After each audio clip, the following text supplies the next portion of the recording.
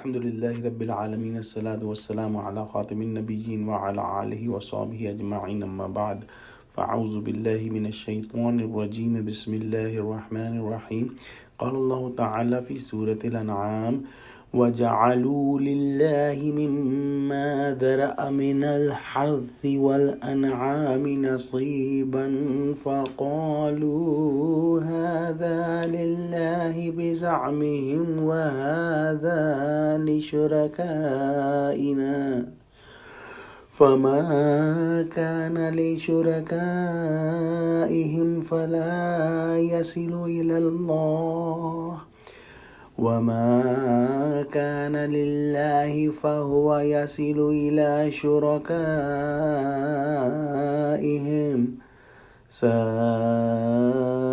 مَا يَحْكُمُونَ۔ ترجمہ: اور یہ لوگ خدا ہی کی پیدا کی ہوئی چیزوں یعنی کھیتی اور چوپایوں میں خدا کا بھی ایک حصہ مقرر کرتے ہیں اور اپنے خیال باطل سے کہتے ہیں کہ یہ حصہ تو خدا کا اور یہ ہمارے شریکوں یعنی بتوں کا،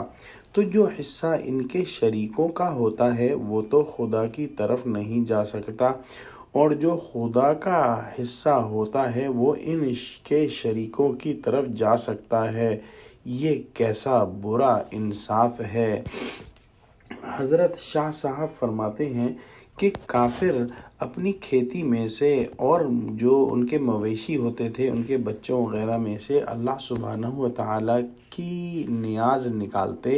اور بتوں کی بھی نیاز نکالتے تھے۔ ہم میں سے کچھ لوگوں کو یہ بات نہیں پتہ ہے کہ جو مشرکین مکہ تھے، جو کہ پکے مشرک تھے، وہ اللہ سبحانہ و تعالیٰ پر بھی ایمان کے دعوے دار تھے، لیکن اس کے ساتھ ساتھ وہ بتوں کی بھی پوجا کرتے تھے، اور ان کا عقیدہ تھا کہ یہ بت جو ہیں نعوذ باللہ اللہ کی بیٹیاں ہیں، اور یہ ہمیں اللہ سبحانہ و تعالیٰ کے عذاب سے سفارش کر کے بچا لیں گی، اور وہ ان سے یعنی بتوں سے زیادہ ڈرتے تھے۔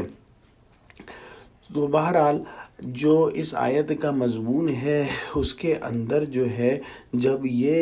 اللہ کا اور بتوں کا نیاز یا حصہ نکالتے تھے تو دیکھتے اگر کہ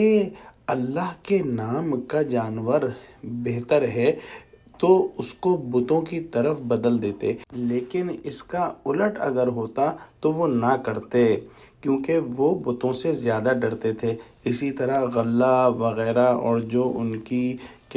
فصل ہوتی تھی اس میں سے اگر بتوں کے نام کا اتفاقاً اللہ کے حصے میں مل جاتا تو پھر اسے جدا کر کے بتوں کی طرف لوٹا دیتے تھے،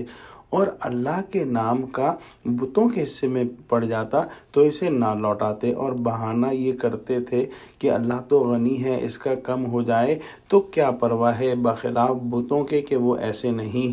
اور تماشا یہ ہے کہ یہ کہہ کر بھی نہ شرماتے تھے کہ جو ایسے محتاج ہوں ان کو معبود